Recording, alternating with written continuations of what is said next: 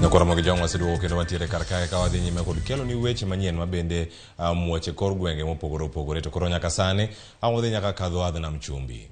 Jood bura gikone koro winjore mano mar dhi nyime kod romo margi mano tok keto winjruok ewi chwalo omenda go mag CDF. Mano tok spika no mar od bura mamalo Moses Wetangula kane ochopo kanyo e romo mar jood bura matimore Mombasa mar temo tego lweny manie kind jood bura go kod migawo mar omenda ewi wach mar omuom no mar CDF mabende koro twak dhi nyime kaunti ma Mombasa. Wadani watude achiel kachiel kod jafwambo moro ma Mombasa Georgia oko mondo miyo wane ler gik mage matimore nyaka sani to nyaka sani tok Moses Wetangula spika mar od bura no mamalo osechopo weche ochopo kanye. Georgia oko. Erokamano ahinya Cleopas Oluoch, mana kaka iwache no mana ede kama chuok mosekalo od bura manitiere kaunti ma Mombasa kae koni gisetimo winjruok kendo koro ging'ado mar dhi nyime gi romo margi ma osebedo gibagni e chigni ndalo ariyo mosekalo. Waneno ka spika mar od bura mamalo migosi Moses Wetangula ochopo ka mane e kinde machuok to gibedo mana e romo moko kao dakika 30 to giwuok oko ka koro giwacho ni winjruok obedo. Kata kamano ok adwa wacho mathoth ni mar jofwambo weche ne ni oko. Antiere gi achiel kuom jood bura kaendi mane ni e adwa manito to ler mane ni to ang'o gene magiwacho to winjruok mage magibedogo. Machiegni ahinya mheshimiwa nyiswa ni to winjruok ni bedo kode bang' wacho weche mage.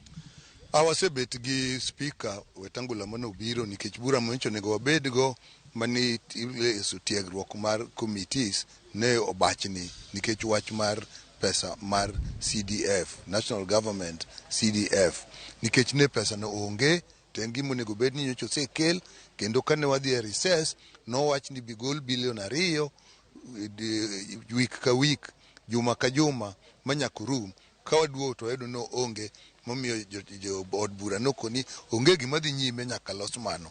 Koro spika Wetangula ko biro to kelo winjruok momiyo joyie ni koro wadok wachako bura kaka ne dwarore.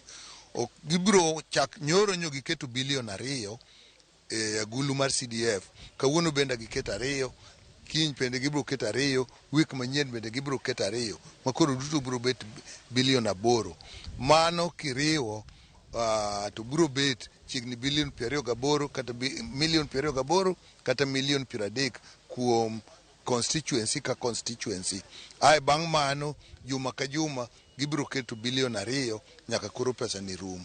Miyo mano wayiere ni en pesa monyocho si winjruoke mano onego bed ni negol to gimomiyo ne ok wanyal dhi nyime gi bura kaka nyocho chiki ka pesa no onge. Mier kuma no ai constituency maduong' ahinya ne wach basari. Nyithindo no osechako kawo form, mosefilo form ma basari ka gigeno ni kane wadok juma manyien to koro gichako yudo pesa. Onge kaka ne wabiro bet ka mwatiek juma achiel ka wayalo waloso to kwadok dala to onge pesa manitie. Miyo pesa makoro no oseketi no wayie ni wadogi nikech wang'eyo ni kachako te juma manyien bilion 8 donjo bilion 8 donjo ma en milion chakre chigni 28 nyaka 35 madhi bete constituency ka constituency. Mano oromo chako wach mar basari. Gima duong' mwawachi ni pesa ni ok jo od bura ema dware ka gima gin pes gi giwegi gitiyogo. En gir jopiny.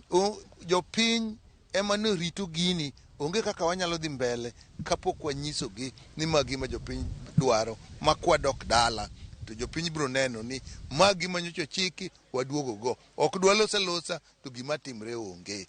Kwang'iyo nyoro aparo ni twak makama bende ne otimo nyoro kuma jatend migawo mar planning ne obiro mochiwo kod twak makama ka gima duong' bende no singo ni pesa gi pod ubiro mana yudo. Ero nyoro nodonjo shillings bilion 2, kawuono bende odonjo shillings bilion 2. Ang'o me nyoro ne pod udagi ni nyaka udhi mana mbele gi ng'anyo kaka kawuono koro spika odonjo to koro yie kode to pod mbele ka pod en mana singo. Nikech ne gisewacho ni gibiro kete juma ka juma mok gitimo ang'o mok gikete.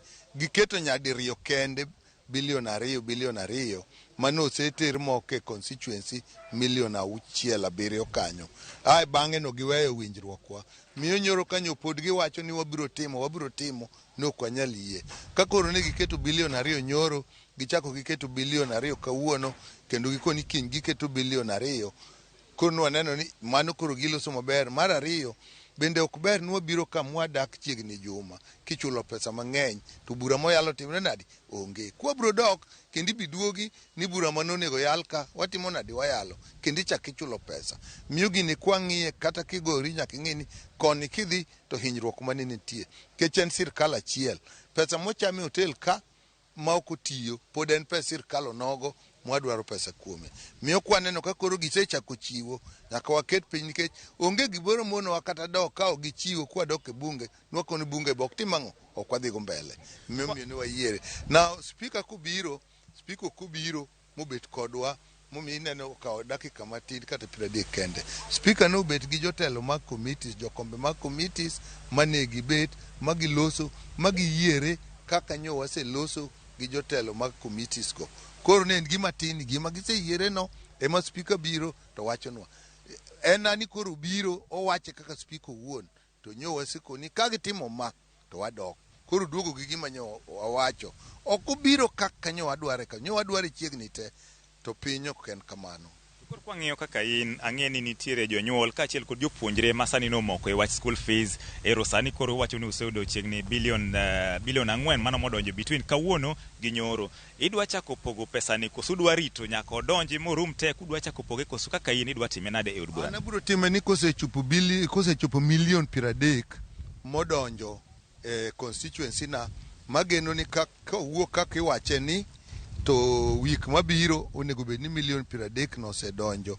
Mana pani koro romo wanyalo chako chulo go basari makata ka orem nikech basari to biro bet milion 37 kanyo. Kata korem to nitie wanyalo chako gi nyithindo moko kwa chane mwatieke to moko go chopo. Erokamano. Mana kakiwinjo janeno mar Ramogi TV mano Laktar James Nyikal katemo mana lero winjruok magitimo gi speaker mar od bura mamalo Moses Wetangula ewi wach chochni manyicha nitiere kane gikone ok gidhi mbele gi burani nyaka chieng' ketnegi pesa mag CDF masani koro gikone e odiochieng' manyoro ne oketnegi shillings bilion 2 kawuono bende gikone ochako ketnegi shillings bilion 2 kowuok e kaunti ma Mombasa ne Ramogi TV nyinga en Jood Aoko.